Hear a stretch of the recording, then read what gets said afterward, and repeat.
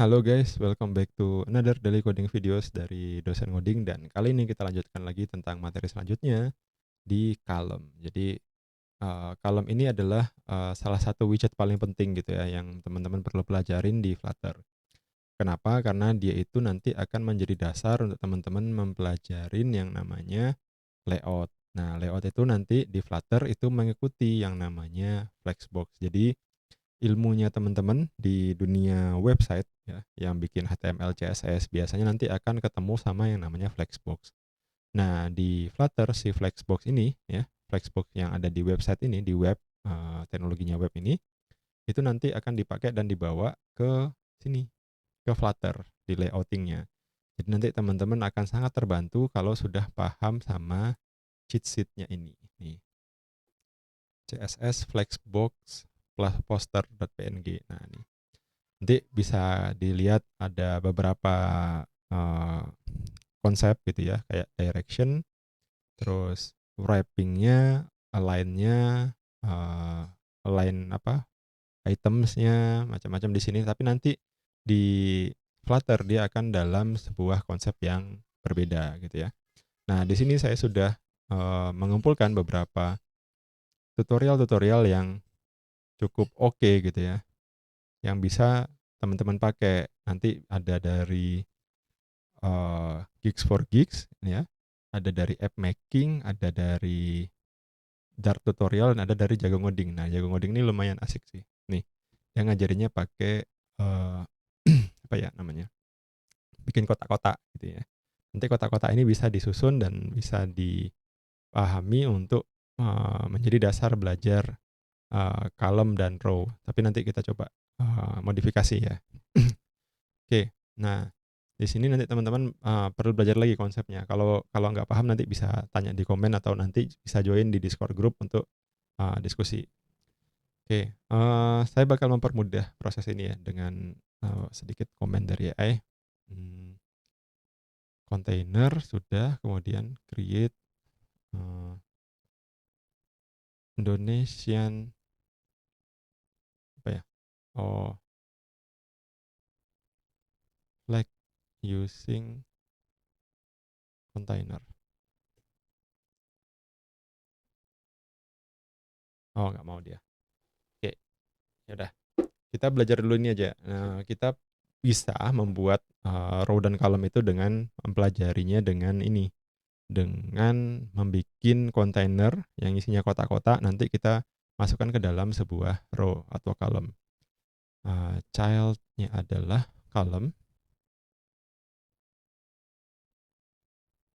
Column ini dia tipenya adalah multi-child widget. Jadi kalau multi-child widget itu dia adalah widget yang anaknya bisa banyak. Kalau anaknya banyak nanti dia bisa di sini dibilangnya children, bukan child. Kalau child itu satu, kalau children itu banyak. Nah, di sini kemudian kita bisa bikin sebuah container. Container tadi ingat ya, kita punya width, kita punya container, height-nya 100, color-nya red gitu ya. Nih, terus kita width-nya adalah 50 misalkan. Tuh, jadinya kayak gitu ya. Nah, nanti kontainernya jangan lupa dikasih margin. Edge inset all, kita kasih 10. Oke, nah ini kita cons. Nah, kemudian nanti kalau udah punya kayak gini, kita bisa tambahin nih kontainernya.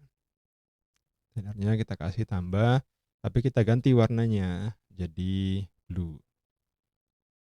Nah, nanti kita kasih lagi kontainer, kita kasih warna, ini kasih green ya, jadi RGB green. Nah, ya. Kemudian ini biar variasinya kelihatan. Width-nya 200, yang ini 150. Nah, kayak gini ya. Nah, ini udah jadi orang-orangan nih. Nah, di sini kita kalau lihat sebuah kolom, dia akan disusun ke bawah, gitu kan teman-teman ya. Kalau kita ganti dengan row, dia akan disusun ke kanan. Nah, ini nanti menjadi basic konsep ya. Kita coba dulu kolom dulu. Nah, kolom dulu. Kolom itu ada banyak properties. Nih, ada propertiesnya kan, main axis alignment, main axis size, cross axis alignment ini apa gitu ya.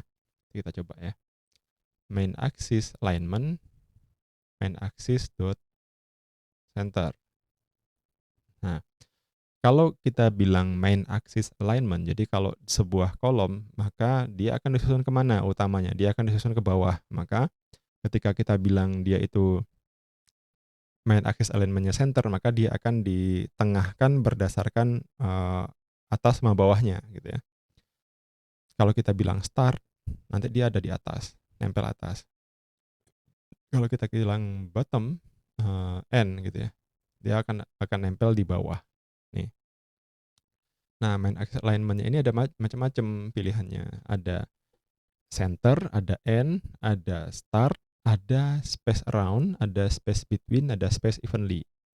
Kalau mau lihat itu space between. Space between ini nanti dia akan dijarain antar komponen-komponennya. Kalau kita bilang space evenly, nanti akan ada jarak yang sama di antara ukurannya. Jadi nanti ini bakal bisa responsif sih sebenarnya. Nih, kayak gitu ya. Nih, nih, kayak gini. Ya. Nah, ada lagi yang namanya space around. Nah, nanti akan ada, mungkin teman-teman bakal ketemu ya, nanti ada tutorial yang menunjukkan secara visual space around kayak gimana, space evenly kayak gimana, dan lain-lain. Tapi pada intinya main axis alignment adalah alignment yang mengikuti arah susunannya. Jadi kalau dia itu ke bawah, maka main axisnya di kolom itu ke bawah gitu ya. Kalau main axisnya untuk row, dia adalah ke kanan. Nah, itu nanti sambil jalan. Terus selain itu ada yang namanya cross axis. Nah, cross axis itu adalah lawannya dari main axis gitu ya. Cross axis alignment kita bilang start. Nah,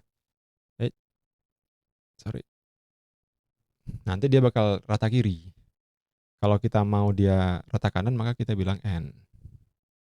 Nih, terlihat ternyata ukurannya ini ternyata cuma sampai segini ya, ukuran kolomnya.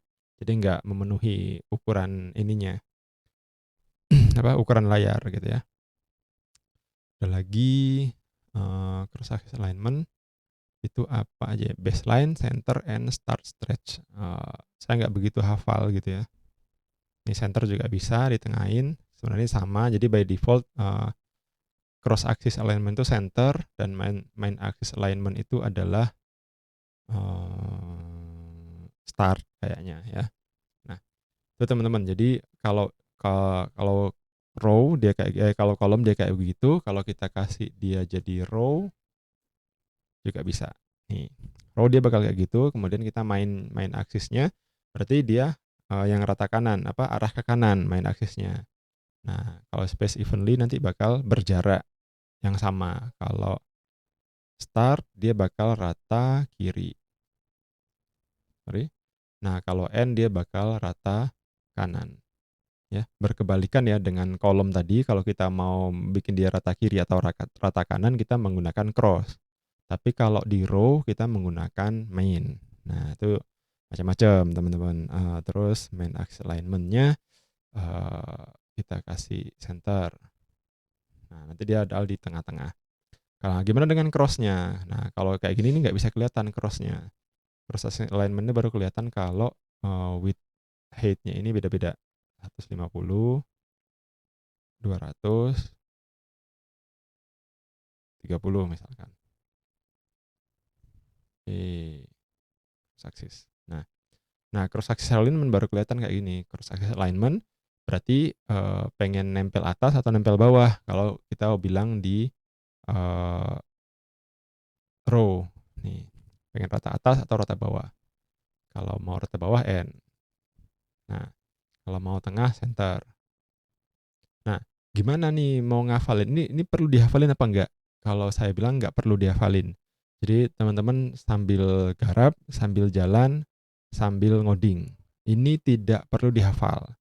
Enggak sampai harus jadi sesuatu yang dibikinin cheat sheet-nya gitu ya sebenarnya. Jadi sambil sambil ngoding, sambil dirasain dan sambil jalan. Nah, ini nanti juga mungkin sudah akan dijelasin banyak di sini ya. Di sini nih. Ada macam-macam nih gitu ya. Terus ada lagi apa nih? Wrapping ya. Nah, nanti ini kayaknya sulit deh kalau saya jelasin satu-satu, tapi saya rasa cukup pengetahuannya dari teman-teman bisa cek di sini ya. Pada intinya dia itu flexbox. Jadi apapun yang bisa dilakukan di flexbox bisa teman-teman lakukan di row dan column. Nanti kita bisa anggap si row ini punya behavior yang sama dengan column, tapi dia ada di daerah yang main aksesnya berbeda. Kalau teman-teman butuh sesuatu yang disusun ke kanan, maka gunakanlah row. Kalau teman-teman butuh sesuatu yang disusun ke bawah, maka gunakanlah kolom. Dah, sesederhana itu.